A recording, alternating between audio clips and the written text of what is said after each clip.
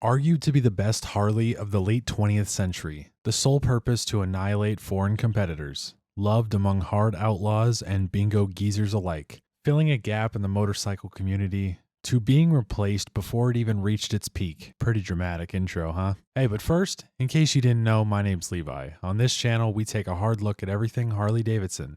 So if that's your groove, consider subscribing to the channel. And wow, we're already at 1,300 subscribers. Anyways, ladies and gentlemen, this is the unrelenting history of the Harley Davidson FXR. So grab something to eat, take a seat, and let's get right into this.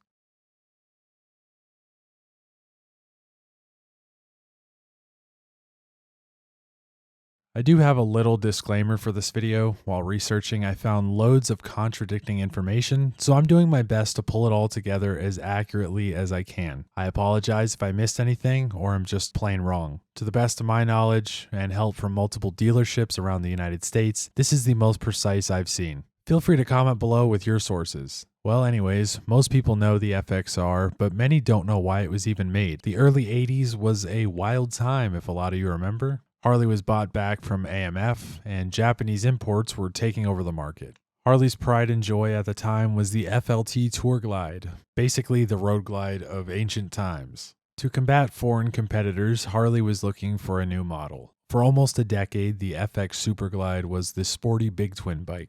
In a lot of ways it was lacking, but the year 1982 would change the company forever. A new frame was developed that was stiffer, smoother, and had a more aggressive look. If you know anything about shapes, the triangle kind of gives it away. But that wasn't all. Harley had one more trick up their sleeve, and they decided to rubber mount the engine, hence the name FXR. Technically, it was called the FXR Superglide 2, but who's really saying all that? Overall, the initial FXR was pretty solid. Dual disc bolted to a 39mm front end. Taller suspension actually came standard on FXR as opposed to your traditional Superglide. And this was all surrounding an 80-inch shovel head mated to a 5-speed transmission. Alongside that, the FXR-S was released. Nothing too crazy, just some options like black engine, bars, a seat, mag wheels, minor aesthetics. But the coolest thing was probably the two-tone paint. Though today, here in the year 2024, but not for much longer, the FXR is regarded highly among enthusiasts. Back in the day, though, it was not received well by longtime Harley guys. Many claimed it was too Japanese and it was a sellout motorcycle for the company. The business idea did work to an extent. Many new customers were getting into Harley ecosystem for the first time, and they found the FXR to be a great handling motorcycle. These things were kind of expensive though. The MSRP in 1982 was $69.99. Today, that's around $23,000. Meanwhile, the Kawasaki KZ1000 was selling for half the price. Just a little comparison, the cheapest Harley you can get now is around $15,000 for a base model Softail. The next year, in 1983, brought upon one of the most sought-after Harleys of the modern era, the FXRT Sportglide. It's basically a touring bike. That iconic fairing that many people chase today, alongside some pretty solid clamshell bags. A great look in my opinion. This was basically the first sport touring motorcycle that Harley had ever made. 1 year later, the FXRP was introduced and was exclusive to the Boys in Blue.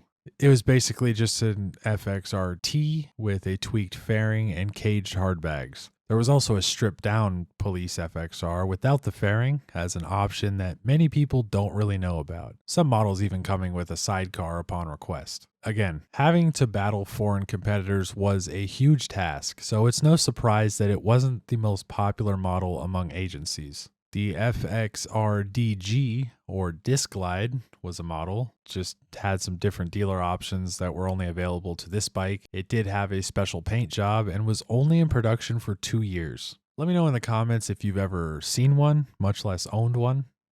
1984, the shovel head was still going strong, but midway through, actually, the Evo engine was created and thrown into every model. Even today, people stand by the Evo engine as the greatest. I'm a twin cam guy, but I can still respect that.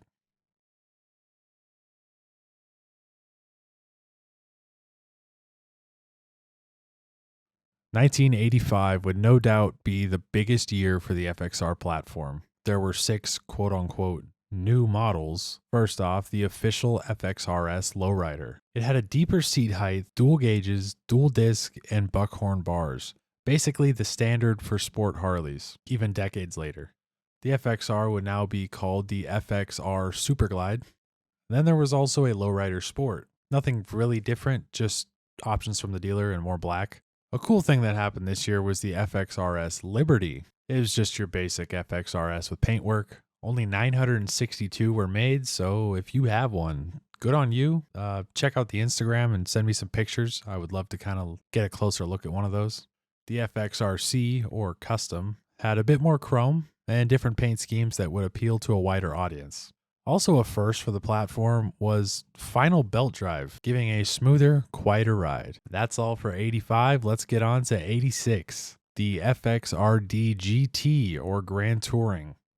That is a special name, but what is it? It's just an FXRT with a tour pack, cassette player, and comforts that can only be taken advantage of on a long trip. 2-up seat with a backrest, crash bar in the front, and did I mention the floorboards? If you've ever ridden with floorboards on a long trip, they are amazing.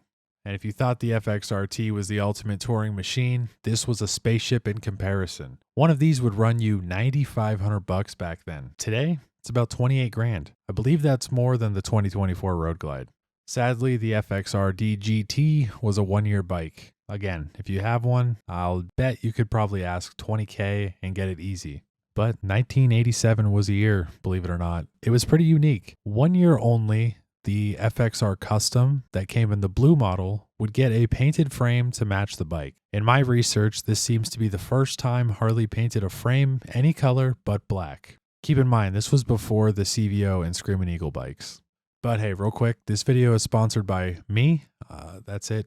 I do this for absolutely free. Not only did this video take about 25 hours to research, edit, write, and produce, it took a lot of energy. So if you want to help me out, subscribe to the channel. That's 100% free. Share this with your friends, and let's set a like goal of 800. Comment down below what model you want to see next. And anyways, we'll get back to the video that you came to watch. Keeping it going in 1987, it also happened to be the year of my favorite FXR model, the FXRS SP, or FXRS Lowrider Sport. Dual disc on mag wheels, Mickey Mouse ear gauges, and it had the fuel gauge in the tank. This all mixed up with a tad bit stiffer suspension, made for a fun bike, or at least what I've heard, because I've never gotten to ride one. In comparison, I would most equate it to the FXDX Dyna Sport of later years. Now, it's that time of the video where I ask you, what is your favorite FXR model? Leave that below in the comments. And not only that, but the best comment, funniest, whatever, will get pinned to the top. Be on the lookout for that. So we all know the FXRT was the main sport touring bike for Harley. But if that was too much bulk with the fairing and hard bags and everything, a new model came in 1989 named the FXRS Convertible. It came with soft bags and a detachable windshield. They were both quick disconnect, so that's kind of cool. Dual disc brakes and taller shocks. 1990 though, changed up the carburetor, and that's when Harley was switching over to the CV, which was actually used all the way up until fuel injection. They also tweaked with the base gaskets on the Evo motors that are known to have issues with. The next year to make a difference was 1991. The FXRS Lowrider would now become the FXLR. From what I've seen, they just changed some colors, added a tad bit more chrome, and the black Evo motor was thrown into these for that aggressive look. Let's talk about that model no one wants to know about. So much so that I could barely even find anything on the internet. I had to call 3 Harley dealerships to get that info. The FXR HX. It was limited to certain city organizations, but would come with a sidecar, windshield, and floorboards. They were mostly used in like parades, so nothing too crazy. Not anything I would ever own, and if you're watching this video, you'd probably agree. So we're going to move on. A new feature that's not really that important, but it happened, and that would be self-canceling turn signals. At this point in 1992, Harley was competing with themselves, having the FXR and a new model rising. But it was only a matter of time before the final years would arrive.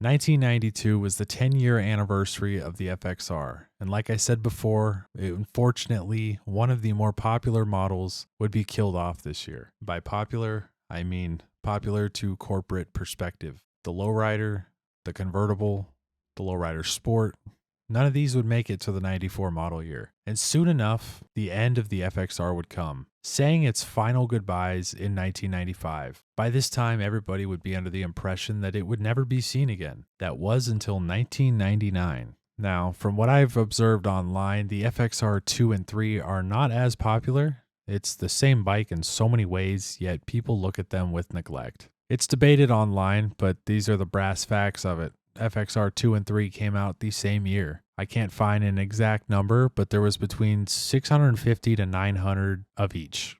1999 was the twin cam year, already taken into every platform with the exception of some softail models. So they used some leftover frames and Evos to create one of the first CVO Screamin' Eagle type bikes. The FXR2 would have both a red paint scheme and purple. If I'm being honest, the purple is way more attractive, but you can never go wrong with red. It had dual tank mounted gauges, lower handlebars, and a spoke wheel up front. And yeah, can't forget that chrome swing arm. The FXR3 had much of the same features, but with a mag wheel. Paint schemes would change to hot rod flames coming in both green and red. These are pretty cool bikes in my opinion. I dig them. But the year 2000 would see the final FXR, the actual last made by Harley, the FXR4. Again, there were between 650 and 900 of these as well. To complete the lineage, Harley picked one of the most controversial colors, bright yellow. And for the twin of this year, orange, which is one of my favorite colors. Added again with a spoke wheel in the front, the back would feature a solid one, dual disc on this beast to go with the slick tank scheme. What are your opinions on the late FXRs? Let me know in the comments. Though the FXR died, the models that held its name would live on even today in 2024.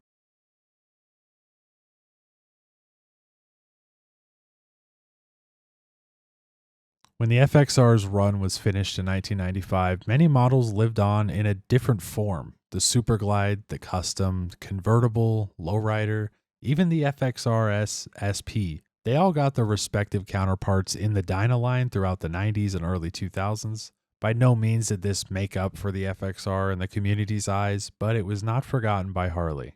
Even recently in 2021, the FXRT would make a return, kind of. My personal favorite Milwaukee 8 and many of yours. In my opinion, the Lowrider ST fairing looks better and sleeker than the FXRT. Again, that's just my opinion. The clamshell bags were refined as well. Overall, it was a great move on Harley because they seem to be selling pretty well.